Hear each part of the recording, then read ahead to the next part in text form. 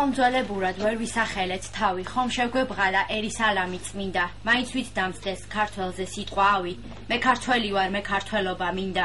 ჩამოწოლილა ჩვენში უწინათ ზვავი, მოგჩვენებია საწუთრო dobinda, მაგრამ მაშინაც ხვალზე გვდებია მკლავი, მე ქართველი ვარ, მე ქართველობა მინდა. ქართველები და რუსეთში ცხოვრების სხვადასხვა ეროვნების ხალხები ცარიზმის დამხობის დიდი სიხარულით შეხვდნენ. მაგრამ 1917 წლის ნოემბერში რუსეთში ხელისუფლება ბოლშევიკებმა ჩაიგდეს ხელში, რის შედეგადაც სიტუაცია მკვეთრად შეიცვალა.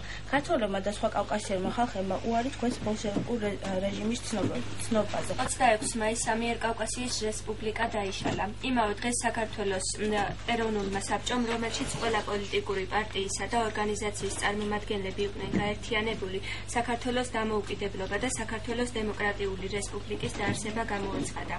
ამგვარად 116 წლის შემდეგ საქართველომ დაიბრუნა კუთვნილი ადგილი თავისუფალ ხალხთა ოჯახში.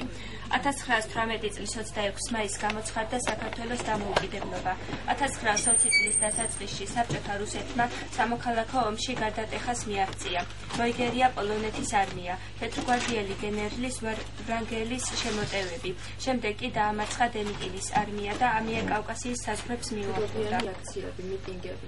მშვიდობის მოყარე ქართველმა ხალხმა ხმამაღლა განაცხადა, რომ აფხაზეთი და ოსეთი ისეთივე ნაწილია საქართველოსი, როგორც ქართლი, კახეთი, იმერეთი, სამეგრელო და ასე შემდეგ.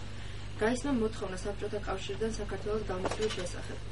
1991 წლის 31 მარტს ჩატარდა სახალხო გამოკითხვა, რომელსაც პასუხი უნდა გაეცა კითხვაზე, უჭერდა თუ არა საქართველოს მოსახლეობა მხარს დამოუკიდებლობის აღდგენას. ამ კითხვას ქართველმა ხალხმა დადებითი პასუხი გასცა.